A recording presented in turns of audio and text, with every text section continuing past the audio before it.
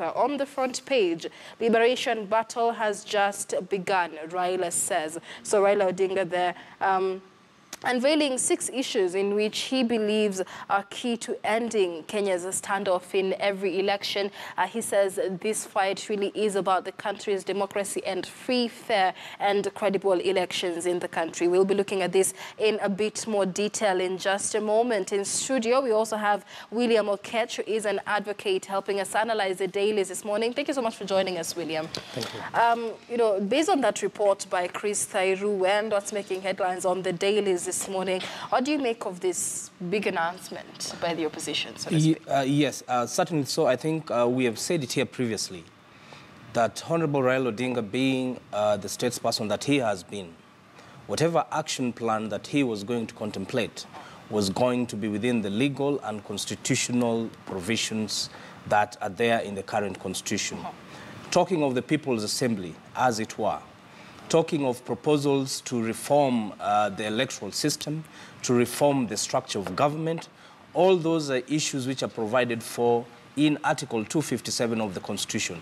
So essentially what we have here is an amendment of the Constitution through a popular initiative, Okoa Kenya, as it were, but coming up and a different name, I presuppose. All right. Yes. And of course, the calls for civil disobedience have been making headlines since, last week when he announced it. And he says that the resistance wing of NASA will be announcing dates as to when they will start protests and will start implementing this civil boycott. But that involves, things that are very pertinent to the common mananchi. If he says we're going to boycott goods that benefit the Jubilee government, so to speak, wouldn't an economic boycott hurt the very people that Raila Odinga is trying to protect?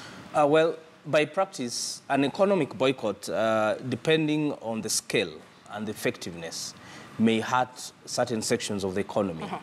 But as it were, in the legal philosophy, they are relying on Article 1(2). The basis of taking this program of action is that the sovereign power belongs to the people, and it shall be exercised either directly or indirectly.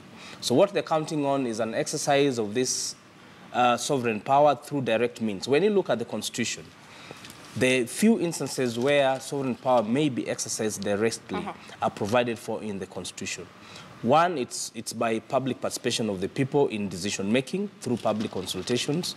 Two is in the formation of associations, formation of political parties, voting, referenda. So you find that in this instance, they want to exercise that sovereign power through the rights which is in Article 41. That is the freedom to picket, freedom to present public petitions to the institutions. But in his words, I think it has to be peaceful, it has to be unharmed. And that is the point there. Okay, and maybe looking at it from a political angle, Kenyans waited with bated breath for the big announcement. Do you think it was that big? Did it deliver as far as you're concerned? There are those who say that basically it was a repeat of everything that we had had before. Well, for those who have a strict adherence to the rule of law, to respect to democratic institutions, it was big. But for those who may probably have thought that the opposition outfit could go out of the constitutional means, it certainly was a disappointment. Because it was unforeseeable for Honorable Raila to announce a course of action which would go against the Constitution. That would have been a betrayal of what he had stood for all these years. All right, and of course, it is 6 point